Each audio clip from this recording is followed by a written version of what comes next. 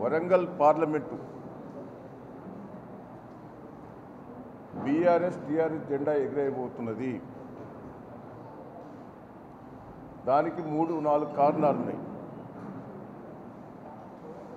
ఒకటి, కేసీఆర్ గారిని ఓడగొట్టుకున్నాం అనేది బాధ ప్రజలలో ఉన్నది. రేవంత్ రెడ్డి గారు మాయ మాటలు చెప్పి మోసం మాటలు చెప్పి ఓట్లేయించుకున్నాడు. ఆయనకు బుద్ధి చెప్పాలి అనేది ప్రజల లోపల పూర్తిగా ఆ మార్పు వచ్చింది. మూడవది, కడియం శ్రీయర్ గారి మీద కసి ఉన్నారు. ఇంత మోసం చేసిన వ్యక్తిని ఓడగొట్టాలనేది కసి కూడా పెరిగింది. నాలుగవది, అరుణ్ రమేష్ కూడా టీఆర్ఎస్ ద్వారా 2 సార్లు ఎమ్మెల్యే అయి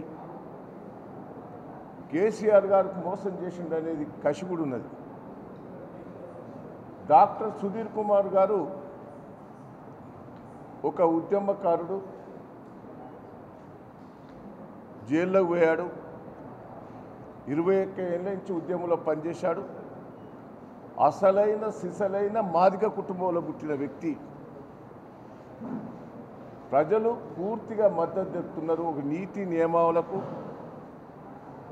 అవినీతి మచ్చలేని వ్యక్తి కాబట్టి సుధీర్ కుమార్ గారిని గెలిపియాలనేది ప్రతి ఒక్క ప్రజల లోపల ఉన్నది.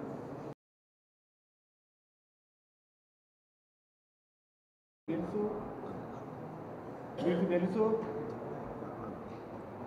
ఈ వరంగల్ పార్లమెంట్ నియోజకవర్గంలో కూడా బీఆర్ఎస్ పార్టీ అభ్యర్థి గెలవబోతున్నారు. మీకే కాదు, ప్రధానికి తెలుసు, రాష్ట్ర ముఖ్యమంత్రికి తెలుసు. అందుకే ఉత్తరాది రాష్ట్రాల నుంచి 2 ముఖ్యమంత్రులు, ఒక్క ప్రధానమంత్రి, మన ముఖ్యమంత్రి 3 సార్లు ఇక్కడికి వచ్చిందంటేనే క్లియర్ ఇండికేషన్ దట్ బీఆర్ఎస్ గెలవబోతుంది అనేటువంటి తెలుసుకున్నారు. బీఆర్ఎస్ గెలవబోతున్నారు.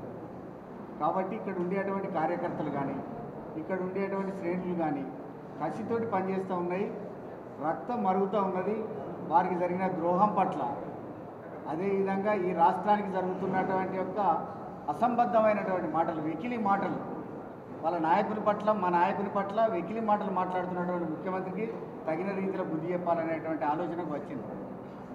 ఏదంటే మాదేమో సెక్యులర్ పార్టీ, సెక్యులర్ భావజాలం కలిగిన వాళ్ళం. మమ్మల్ని తీసుకుపోయి బీజేపీ గంట కడతారు. ఈయన ఇష్టం వచ్చినట్టు మాట్లాడితే అన్ని అబద్ధాలు ప్రజలతో మొన్న మాట్లాడింది.